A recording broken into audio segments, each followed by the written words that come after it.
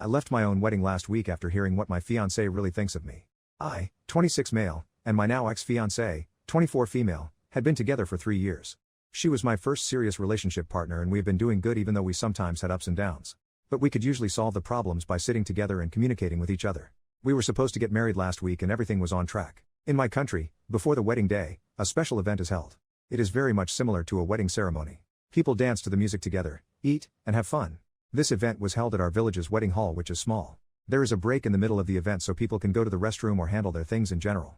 My ex-fiancée went to the restroom with her friends and after that, everything was normal. That night ended just like that. The next morning, I woke up to several messages including voice messages and a video from a close girlfriend of mine and my little cousin. They were saying I should reconsider the marriage and watch the video. It was obvious that the video was taken in a toilet stall and I could hear footsteps of people. There were several voices that I recognized like my ex-fiancée and her friends. They were saying things like, "And you reward him with the love-making few times for the rest of your life and you have a purse at your service," and my fiancée laughing to her friends calling me a doormat. I earn tons of money compared to others in my age mainly due to the industry I am in. At one point, they started talking about the dresses of the family members and after they criticized my mother's dress my fiancé said the following, "She is batshite crazy as always, she is barely walking lol." Quick note, my mother has a psychological disorder but due to the meds she is taking, she looks sleepy all the time and her response time is slower than other people's, but she is the sweetest and most hardest working person I know. My father left us when I was little. She was both a mother and father for me and worked her butt off to send me to college. One more thing to add is she was very sweet towards my ex-fiancé and considered her as her own daughter. After watching the video over and over making sure I am not dreaming, I called my friend and cousin to confirm things. Apparently, they said more horrible things than just that but my friend started recording in the mid-conversation and my little cousin confirmed hearing things too. I talked about this with my older sister and a friend coming from abroad. Sis was so angry that I was barely able to prevent her from going to my ex-fiancé and beating her up. I told her I would handle it but not sure how. I don't know why, but I just wanted to think more about it. Wedding things were arranged during the day and in the evening, the wedding ceremony kicked off. There were more than 300 people and everyone seemed to have fun except me. I was out of place all the time thinking about my life, my goals, what I want to do. When it was time for the wedding promise, my ex-fiancé answered yes.